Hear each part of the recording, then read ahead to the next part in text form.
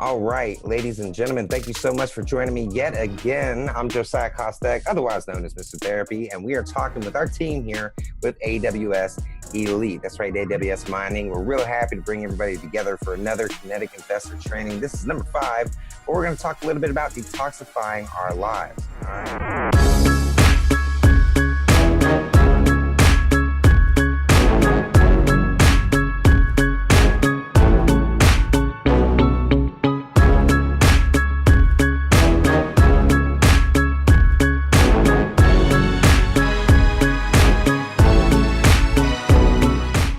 Now, basically, we do a bunch of dumb stuff. We don't really know why, other than the fact that we did it once and it kind of felt good in one way or another. Kind of like doing crazy stuff that gets our adrenaline pumping, like jumping on roller coasters or driving fast or maybe sneaking some cookies out of the cookie jar when we was just a little bit younger. But the main reason is because of dopamine and serotonin, natural chemicals our brains release when we do something we enjoy. Now, the problem is what happens when what we enjoy isn't exactly something that's best for us to be doing.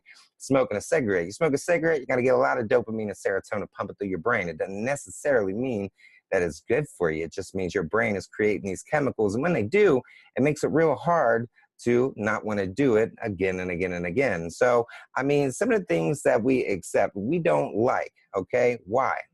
Because it's easier to ignore than to fix, obviously. With all the people that we keep in our lives that, we can think of quite a few of them that are just no good for us. And it's kind of hard to do anything about when they're family or friends. But, we all get to a point to where even with family and friends, even with blood relatives, heck, even if you had a dog that just never listens to you, sometimes it's hard to say goodbye, but sometimes we have to do just that. We have to fix it. We have to get past whatever's going on is holding us back. So this is what we're going to talk about. We're going to detoxify our lives. And we got some very specific areas that we're going to be able to talk about. First and foremost, we want to be able to remove a couple things. All right. One of the very first things we need to remove is, of course, toxic people. Next, we have some toxic habits. And then we're going to talk about some toxic thinking. We want to get rid of these things, guys.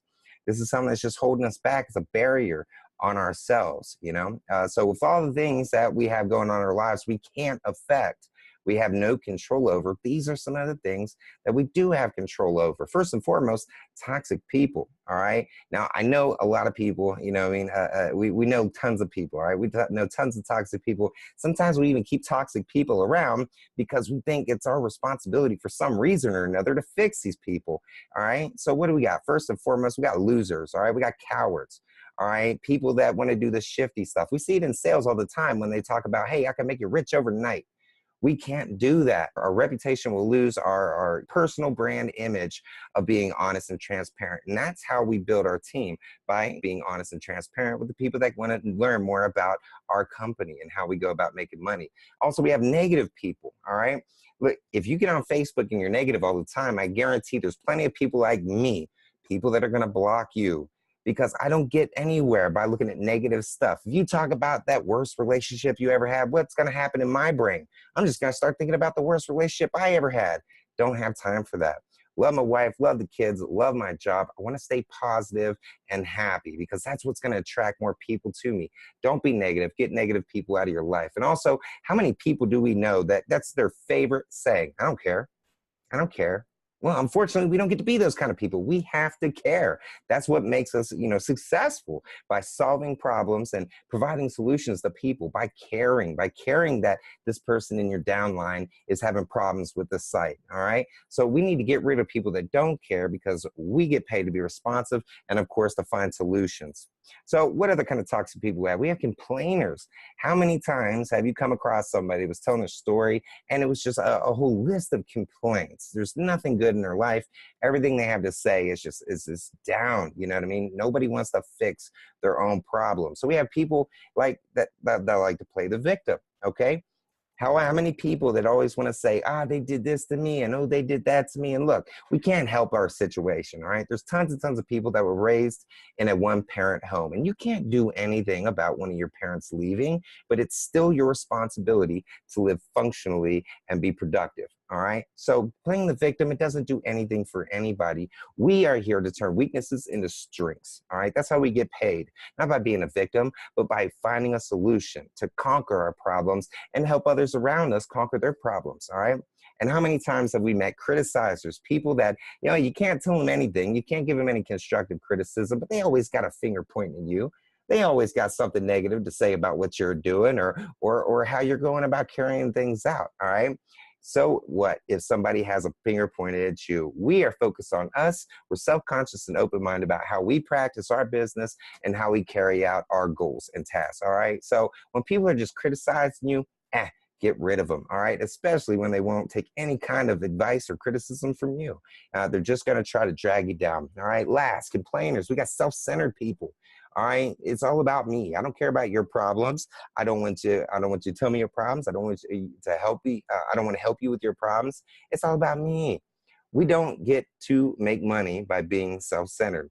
We are paid literally by focusing on everybody else but us. Because what? We know we don't get paid if the people below us aren't having any success. If they're not making money, we don't make money. So the last thing we can do and be, profitable is to be self-centered. All right, we're here to be altruistic and of course offer value to people. And of course, our third type of toxic people, we have the unfixables. It's terrible to think, but how many people do we keep in our lives thinking that we can just fix them? You see it most prevalent in relationships, especially bad relationships. All right. First and foremost, are unfixable are time wasters, all right? People that want to, you have people that plan all the time, but they never take that first step toward action, all right? There's people that will, jump online and they'll scroll through their Facebook and they'll come up with lots and lots of reasons that they're being busy, but just busy doesn't mean productive. They're wasting a lot of time. So we have to consider, hey, if we only have 2 hours in a day to bring in more clients, to help more people, to drive more traffic, okay? We have to be very strategic and productive with those, very few minutes, all right? You'd be surprised at how much you could do if you have a really, really focused 2 hours, as opposed to just going crazy for 10 hours. It'll save you so much energy, so much time. You'll be way more productive. So be strategic, productive. Also, other unfixable people, jealous people, people that are always concerned about somebody else that made $10,000 and they're always worried about somebody else and, oh, well, they ran this scam and they made lots of money. Why can't I? Look, don't be jealous of people, okay? We're not going to get anywhere by setting our sights on somebody who did something else. Bill Gates don't care you're broke. All right, you just don't. None of these rich people, no politicians, they don't care you're broke. If you're going to be unbroke, it's on you.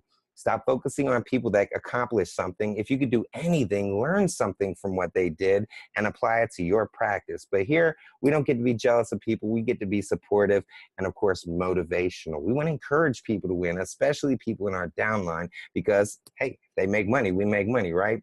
Last of the toxic people, we have disappointments. Look, we have people that we're constantly trying to talk to. We constantly want them to know, hey, you were in this company, it's a crap. Come and join my company. This is a great company. If you just come to the webinar, you'll get to see how amazing the company it is. Just talk to my man, John Garofano. He'll tell you all about it. You're going to be really happy once you get in. And guess what? They never come. Over and over and over, they're going to continue to disappoint you. So what happens after the 100th time they disappoint you? Go after 101, 102? No, get rid of these freaking people. They're not going to care about your opportunity. They're not going to take advantage of what you have set before them. Sometimes these people are just hemmed up in their own situation, or maybe they just got a real good thing going. Or maybe their passion is making boxcars out of clay instead of trading cryptocurrency or whatever the situation may be. But sometimes people are just not going to say no when they should say no. Sometimes they're going to say things that make you think that they're still really, really interested, but they really don't care. They're just scared to say no. So you need to have a good conscience and realize when these people are just not going to be a part of any of it, and just go ahead and let them go. They're going to continue to disappoint you. We're here to deal with people that are professional and have integrity. If they say they're going to show up, they show up. After the second or third time they don't show up and they say they're going to be there, just accept the fact that they're more than likely somebody you're not going to be able to fix. All right. Next thing we got up the bat is our toxic habits. There's tons of them. We could go through a whole list between, if you want to say popping your knuckles or picking your nose or cussing or spitting in public, whatever it is, we have lots of toxic habits we have. And for a professional, there's a biggest one that we happen to have, being disorganized, okay? One, if you don't have a schedule, it's kind of hard to accomplish anything. Look, my entire career is going to lead up to one major goal, but that goal is broke up between dozens of milestones, and each one of those milestones takes multiple tasks, all right? And I'm going to be checking off a lot of tasks to get one milestone, lots of milestones to get to that goal. If I'm not doing things that are actively moving me toward that goal, I'm not going to get it accomplished. And the best way, the number one way to be professional, to be organized, is to have a schedule. If you don't have a schedule, you're going to be hurting yourself. Also, get your environment organized. I don't know about you guys, but us OCD people, we like to see a clean environment. If I'm sitting at my desk, but there's stuff everywhere, and there's, food boxes in the corner, and there's clothes balled up in the corner. Look, I'm sorry, me personally, I'm not going to be able to focus. All right, I'm not. It's going to catch me out of the corner of the eye each and every time, and it's just going to distract me nonstop. So I got to have my environment organized. It might help you too. Also, of course, what did Buddha say? Here's a quote from Buddha, if you like some historical facts. He said, "The path to happiness is to finish everything you started." All right. Now, I don't know what religion, if any, you have one, but it kind of makes sense, right? How much, accomplishment do you feel when you get the house clean, when it's done, you look around and everything's beautiful? It's like, yes, right? How about when you get off of work and you get home and you kick your shoes off? You're like, earn that money today, baby. You feel accomplished because you completed something you started. So one of the main things we want to do to stay organized, instead of having 50 things that are half done, let's get one thing done and move to the next. And you'll find that you're accomplished so much more, and you feel so much more satisfied in the process of achieving these goals. All right. So, we have distractions. All right. Plenty of distractions. One of the major ones is pretend work. Like I was talking about it, just because you're in your email going and messing around for half an hour, an email never made anybody money unless you're sending somebody an email that has the link where they're going to sign up and pay, or you're receiving an email that, has your money in it. Look, emails ain't going to do nothing. All right. 2 minutes on your email when you first wake up and right before you go to bed. Check your stuff, send it out, be done with it. All right. Same thing with Facebook. We can scroll all day long, but if we ain't scrolling in the right place and we don't know what we're looking for, and we're not actively looking for people that's on those kind of posts, it's all a waste of time. You're going to be, in no time, you're going to be playing video games on Facebook. So, no pretend work. Make sure you know what you're working on. Have some planning. All right. Whether it's social networks or email, we don't want to make those mistakes. Also, prioritizing fun and comfort over work and progress. Look, you can have fun now and struggle and work the rest of your life, or you could struggle and work now and have fun the rest of your life. Those are the only two options you have, all right? Now, you could take this into the real world and look at your grandparents, look at your aunts, your uncles. How many of them are struggling? How many people do you know are 50 and 60 years old right now, and they still go to work? This is ridiculous. Nobody should be that old and working. But unfortunately, instead of investing something that was going to be able to, create a revenue, or at least investing in something that's going to grow over time, because, any American will tell you, most Americans will tell you, we're not depending on Social Security. We're not depending on retirement. Now, we don't know what's going to happen in 20 years, but I'm not going to put all my eggs in that basket. All right. Right now, I'm focused on working, and I'm going to work hard, because when my kids are a little bit older, they're going to be able to remember all the places that we got to go. I don't want my kids thinking, wow, my dad worked every day, 6 days a week, 12 hours a day until I was grown up, and he missed my whole childhood. Screw that.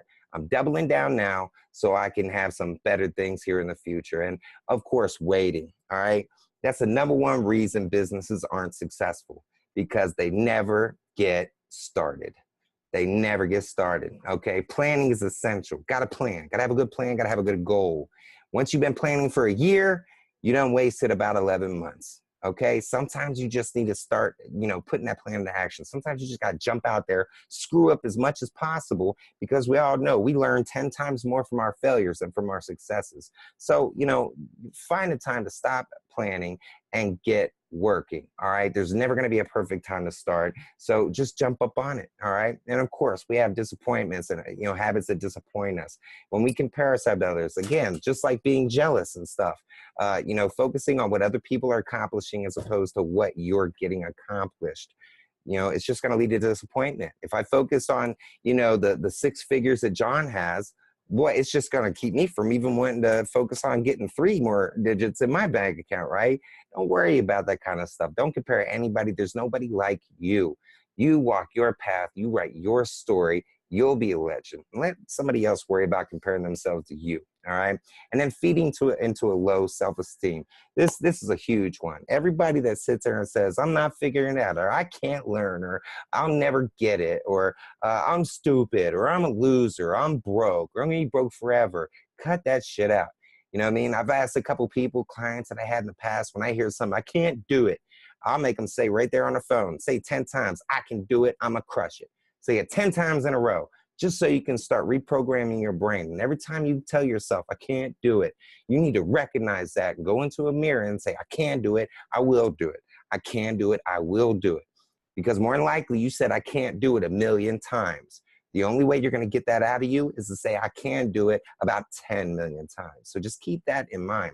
The more you tell yourself these negative things, the more you're going to believe it. Those neural pathways are forming these habits, these memories, and you're really programming your brain to not be able to do it when you continue to tell yourself these things. So don't do it. Finger pointing, placing the blame on somebody else or judging people. Your life is how it is because of you. Hey, look, we all have circumstances. Some people got parents to leave. Some people, have a house fire. Some people get abandoned. Look, we all have struggles. But as of right now, I'm a grown person, all right? Everybody that's going to see this, more than likely, either you're growing facial hair, you're getting ready to, and damn near every decision you make is going to affect you because you made that decision, all right? So we got to get to a point to where we say, oh, my mom didn't hug me enough, or man, I should have been on medicine when I was a kid, or look, say what you want. It has nothing to do with anything. The only thing you can focus on is what you're doing right now. So don't point the finger at nobody, because as of the point of crossing over into adulthood, everything's your fault, whether it's your fault or not, because it might not be your fault it happened, but it's still your responsibility to fix it and make it better. So no more pointing the finger, no place in the blame. All right. And here we go with some of that toxic thinking. I can't, I give up. And of course we got the I'm scared. It don't work. Do just like them letters right there on the screen. Crumble that crap, throw it away. All right. I don't care if you think you can't do it. Lie to yourself 10 times and say you can. All right. And the more you do that, the more you're going to stop putting time into doubting yourself, and the more time you're going to put in to actually pushing toward that goal and trying to accomplish that thing. So here we go. I slapped together 5 quick solutions. First of which, write your affirmation or your personal oath. I mean, it could be anything. And this ain't something you got to walk around the mall and say in public and sound like a crazy person. This could be something that you say, your alarm goes off, slap your phone and say, I'm a winner. I'm going to conquer. The world is mine. And whatever it takes, write down anything that just inspires you, that speaks to yourself. And hey, man, if you're trying to fight a weakness and break off a weakness, then, put that in your affirmation. I am not a loser. I'm a winner, and I win every day. Write that down. Repeat it. Repeat it when you doubt yourself. Repeat it when you feel down. Say it first thing in the morning. Say it the last thing before you go to sleep.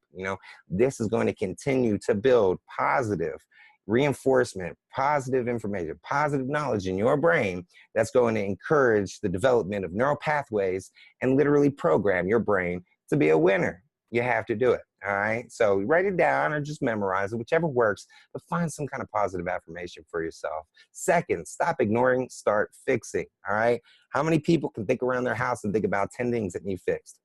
When was the last time you knocked something off of that list? All right. Now, we could either do one of 2 things. We could pick a day and fix it all, or we can pick a time each day to fix 1 or 2 things. But either way, stop ignoring and start fixing, all right? That hour and a half you were going to catch 3 episodes on Netflix, put it on hold for a little bit, get that cabinet drawer fixed, something. Just stop ignoring and start fixing, okay? And we do that by making a list and picking the best time to start knocking things off of it. All right. It can be that simple. All right. Third, rebuild your circle. Who are the five? All right. The reason I say who are the five is because the five people you're closest to are the people that influence you the most. All right. If you, hang out in a barbershop and you're around people that cut hair all the time, what do they say? You know what I mean? You hang around the barbershop long enough, you're going to get a haircut. All right. Now think about it. What if you are around 5 drug addicts all the time? What do you think that's going to make you? Right. All right. Now imagine you're around 5 college students all the time. They can go either way. Either you're getting really, really smart or you're partying really, really hard. But I guess it depends on the college student. But hey, all the way to the other end, what if you're hanging out with 5 people like John Garofano, like Cynthia Pettion, the vice presidents, about like Eddie Pettion, huh? What if you're hanging around successful people, business-minded people, structured, strategic, value-giving people? What if those are the 5 people you hang out the most? You are an average of the 5 people that surround you the most. That is the most true. Somebody told me that a long time ago, and I was like, wow. And then I heard I think Jim Rohn also spoke about that in his stuff. But it's the truth. It is the absolute truth. And you go back in your life to where things weren't so great, think about the people that were surrounding you the most, right? And then think about how you got out of it. It just took 1 or 2 people that you wanted to follow. And then those 2 people introduced you to a couple more. And then all of a sudden you're in a different group. And what happens is, hey, either I'm going to step it up because I want to be where they're at. I mean, you can't step it down. There's no way you could step it down. When you're with people over here, you're going to try to step it up. But when you're with people that are below you, you'll step it down. It's just relevant, man. But anyway, good stuff, Josiah. Appreciate it. Now, there's actually, for any of the music, the hip hop heads, of course, Snoop Dogg did a video where he talked about closing the gap. Okay. So, if you're up here, there's only, 2 ways about it. Either people can come up and be on this upper level with you and raise their standards and become more successful, or you're going to come back down to their level, less successful, less productive. But one way or the other, that gap will close. So you either got to cut those people off, or you just get comfortable being a loser with them. This is just, this is the hardcore truth of it. Everybody right here wants to be successful. Everybody here has the ambition of making very comfortable wealth, if I'm not mistaken. We want to be able to work 5 minutes a day by looking at our phone, sending a message, and then boom, all right? This is where we're all trying to get to in the next 10 to 20 years. I'm sure of it.